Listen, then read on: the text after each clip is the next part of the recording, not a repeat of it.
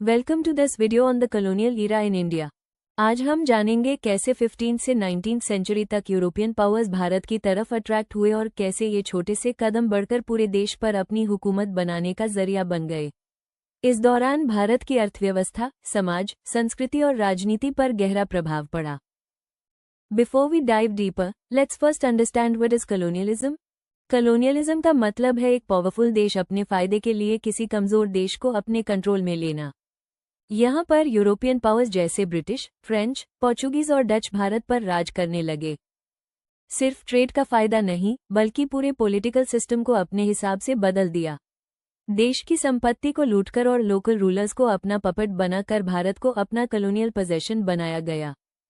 Flat हम समझेंगे कि इतने सालों पहले यूरोप के देश भारत की तरफ इतने आकर्षित क्यों हुए। क्या था भारत की विशेषता जो उन्हें इतना खींच लाया? यूरोप के लिए भारत एक गोल्डन अपॉर्चुनिटी थी। पहले से भारत की समृद्धता मशहूर थी, स्पाइसेस जैसे ब्लैक पेपर, सिनेमन और क्लोव्स, कॉटन, टेक्सटाइल्स, जेम्स और मिनरल्स। इसके अलावा भारत का स्ट्रैटेजिक जियोग्राफिकल पोजीशन अरब सी और इंडियन ओशन के बीच ट्रेड रूट्स का हब बनाता था। यही वजह है कि यूरोपियन पावर्स ने अपना ट्रेडिंग बेस एस्टैब्लिश करना शुरू किया, लेकिन धीरे धीरे ये बस ट्रेडिंग से आगे बढ़कर डायरेक्ट पॉलिटिकल कंट्रोल में बदल गया। बहुत सालों पहले, जब यूरोप की दुनिया अभी नए नए डिस्कवरीज कर रही थी, भारत अपने आप में एक समृद्ध और शक्तिशाली देश था। हर कोने में चलती थी अपनी ट्रेड, हर शहर था एक बाजार जहां मुस्लिम, स्पाइसेस और जेमस्टोन्स की भरमार थी। भारत का ट्रेड अरब कंट्रीज और यूरोप तक भी जाता था। हर रीजन अपने तरीके से डेवलप था, अलग राजशाही सिस्टम्स थे। एग्रीकल्चर, क्राफ्ट्स और लोकल इंडस्ट्रीज की वजह से लोग खुद अपने आर्थिक जीवन को सस्टेन करते थे। परंतु इस सिस्टम को तोड़कर ब्रिटिश ने अपने फायदे का रास्ता बनाया। Let's understand about the British colonial domination. British east India company ने अपनी पोजीशन को मजबूत करने के लिए पहले ट्रेड को कंट्रोल किया, फिर ग्रेजुअली टैक्स सिस्टम्स को थोपा। रायतवारी और जमींदारी सिस्टम्स के थ्रू किसानों से भरी टैक्सेस लिए गए, जो उनकी जिंदगी को और मुश्किल बनाते गए। भारत की फ्लरिशिंग टेक्सटाइल इंडस्ट्री को बर्बाद कर दिया गया ताकि ब्रिटिश टेक्सटाइल फैक्ट्रीज का मोनोपोली बन सके। रेलवेज और टेलीग्राफ जैसे इंफ्रास्ट्रक्चर प्रोजेक्ट्स असल में ब्रिटिश एडमिनिस्ट्रेशन को मजबूत करने के लिए बनाए गए, न कि भारत के डेवलपमेंट के लिए। Create an image for me.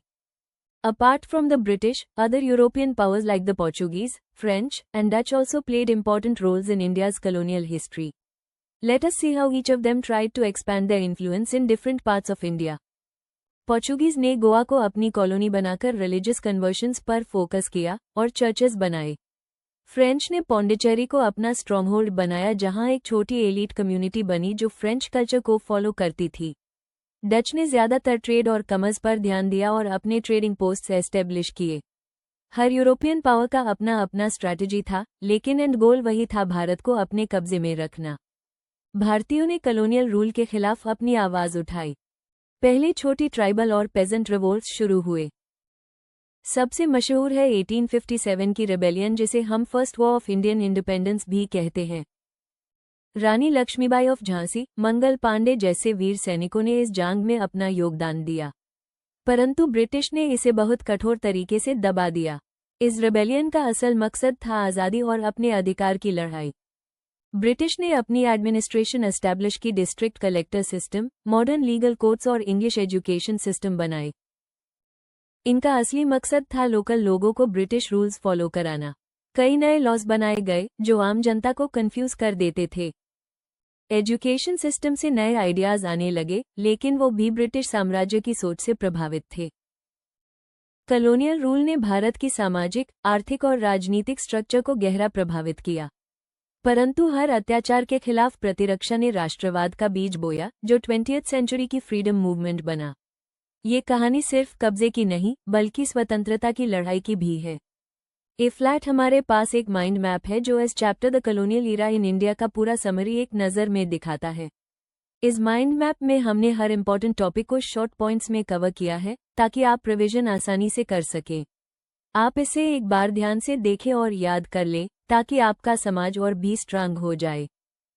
Thank you for watching this video on the colonial era in India. अगर आपको वीडियो पसंद आया हो और आपने कुछ नया सीखा हो, तो प्लीज़ लाइक करें, शेयर करें अपने दोस्तों के साथ, और सब्सक्राइब करें हमारे चैनल को ताकि आप और इंटरेस्टिंग और एजुकेशनल वीडियोस देख